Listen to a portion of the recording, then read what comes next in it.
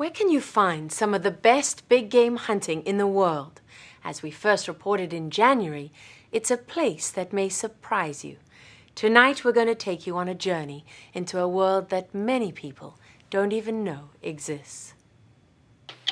The story will continue in a moment.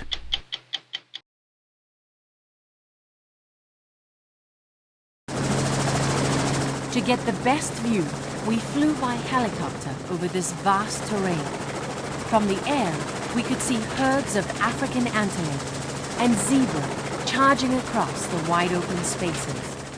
It looks remarkably like Africa, but it's not. This is Texas.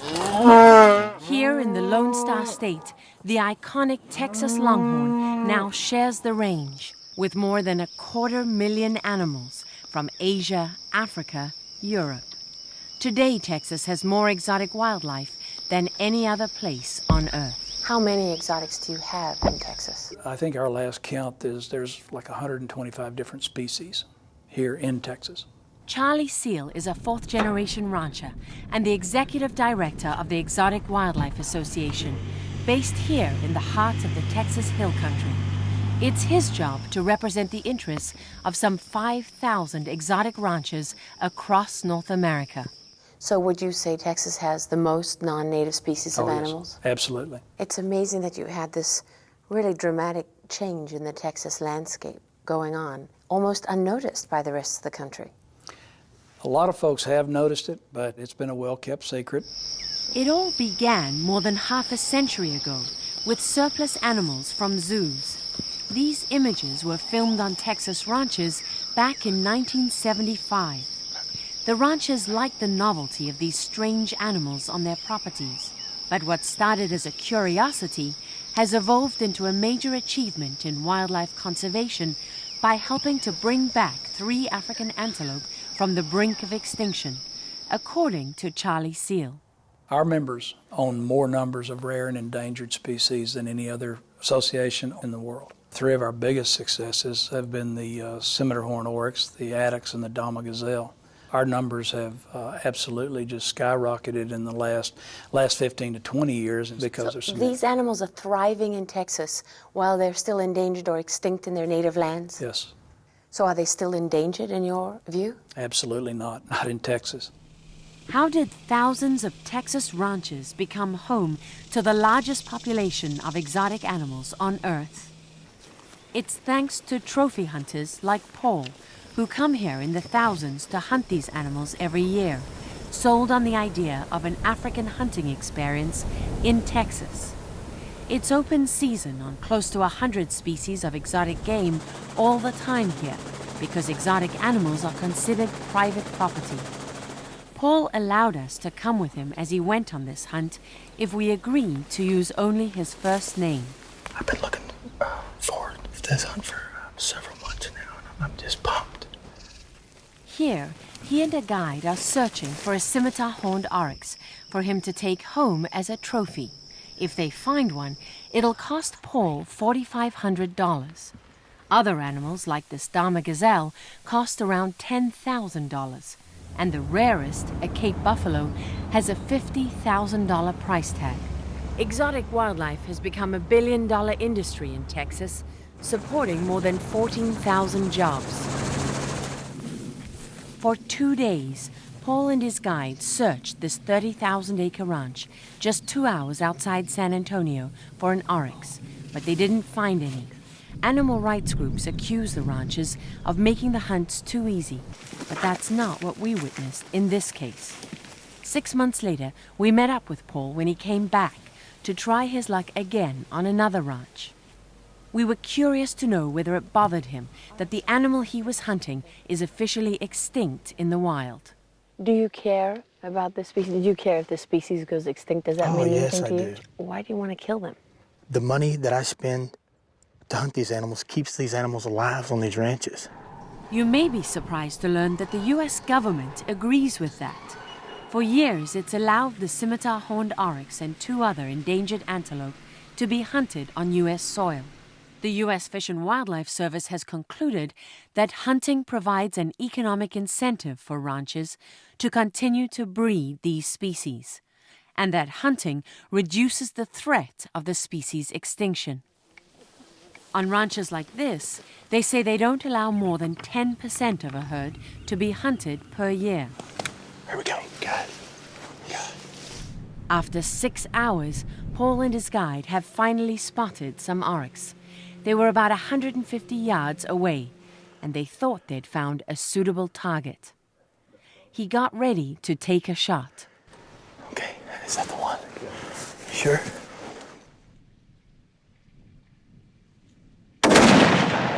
Paul hit the target with one bullet. Hunters are the main conservationists in this whole equation. Can you call yourselves conservationists when, your purpose, your intent, the thing that's driving it is to hunt the animals and to kill them? Absolutely. That's why these animals thrive, is because of that value that they have to the hunting community. Just because people are willing to pay large amounts of money for those trophies doesn't make it right. I can't let these animals just freely roam around my ranch. I can't do it. I won't do it. Do you love these animals? Absolutely. How can you kill something you love? I can do that for the simple reason that I know it's for the welfare of every one of those animals. That you sacrifice one so that many more are born and raised from calves all the way up to the big trophy male or the big trophy females that we have. I think that's ludicrous. I think it's immoral, and I don't think anybody's entitled to do that. Priscilla Farrell is president of Friends of Animals, an international animal rights organization. For the past 7 years, she's been fighting in court to stop these rare African antelope from being hunted in Texas. They're breeding these antelopes, they're selling the antelopes, and they're killing the antelopes, and they're calling it conserving them. They're saying it's an act of conservation, and that's lunacy. You would rather they did not exist in Texas at all? I don't want to see them on hunting ranches. I don't want to see them dismembered. I don't want to see their value in body parts. I think it's obscene. I don't think you create a life to shoot it. So if the animals exist only to be hunted, right, you would rather they not exist at all? Not in Texas, no. Our biggest enemy are the animal rights people. They don't understand what we do. What's to understand? I mean, you're hunters and you hunt these exotic animals. That's pretty simple. It is, but there are a faction of people out there that would just as soon see these animals go extinct as to have us use them to hunt. And after all, that is the bottom line. That's what these animals are all about. That's why they're here in the numbers that they're here today. You're at the first place that this where it all began. 83-year-old Texan David Bamberger has spent more than 30 years fighting to save one of these antelope, the scimitar-horned oryx, from extinction.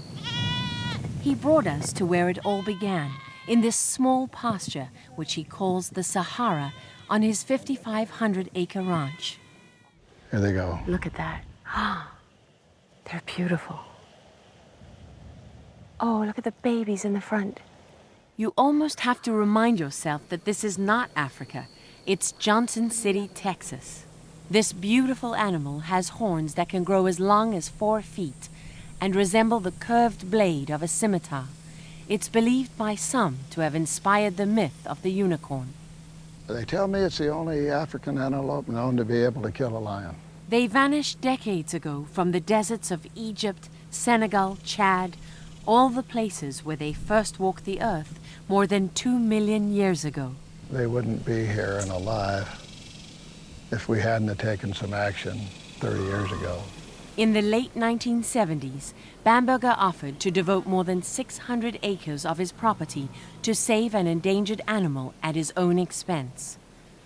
American Zoo sent him nearly all of the remaining known genetic stock of scimitar-horned oryx in the world, and from that, he raised hundreds of animals. He's since sent some to African reserves for eventual reintroduction into the wild, but he believes the best hope to sustain the species today lies on the Texas range. I've got ranches that I started them out on with a half a dozen animals that got 200 now. But if you're a conservationist and you've given up your land, you've given up thousands, millions of dollars to save this species, yet you're not against hunting them? Well, I wouldn't do it here. I'm not fond of it at all. But I'm wise enough, smart enough to know if there's no incentive, if altruism is the only incentive, you're not going to get a great deal of participation on someone whose livelihood depends on bringing in dollars. You'd think you were in Africa. Yeah. Look at the giraffe sitting there. We turn to one of the world's top conservationists, Pat Condy, who lives in Texas, to find out what he thought. That's the scimitar horned oryx. Altogether on different ranches, many different ranches, there's somewhere between 6,000 and 10,000 of these animals. Pat Condy has devoted his life to saving animals, and he showed us around the Fossil Rim Wildlife Center outside of Dallas, which he runs. It's a world leader in breeding rare and endangered animals. And it's also a place where tourists can get closer to these beautiful creatures than they ever could in the wild.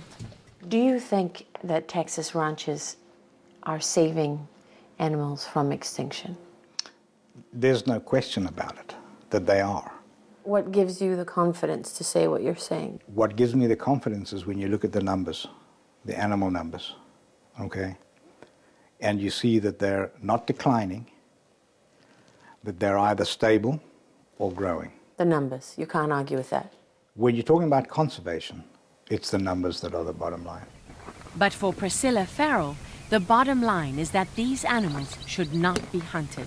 She's helped create a reserve in Senegal for 175 oryx, and in court, she's winning the legal battle she's been fighting for years to stop them from being hunted in the U.S. In April, a new rule issued by the U.S. Fish and Wildlife Service took effect, making it a crime to hunt the scimitar-horned oryx and 2 other endangered antelope without a federal permit. Texas ranchers are challenging the new rule in court. Just since the announcement of that rule, the value of those animals have probably dropped in half. You got to understand, I'm a rancher to make a profit, just like any business. How does this rule change affect that? I will say that in 5 years, you'll see half the numbers that you see today. And I would venture to guess in 10 years, there'll be virtually none of them left. The future for oryx is Africa. It's not Texas. Can the future not be both? Don't they have a greater chance of survival the more of them there are? In their native lands. Regardless of where they are. I don't think you can say regardless of where they are. A Texas hunting ranch is not the same as being in a reserve in Senegal. Put the hunting aspect to one side and take a 50,000-foot view over this. This resource of the species that is extinct in the wild is going to disappear now from Texas, slowly but surely. So who's winning the day here? I don't think anybody's winning the day. One thing is for sure, they are losing it. Those species are losing it.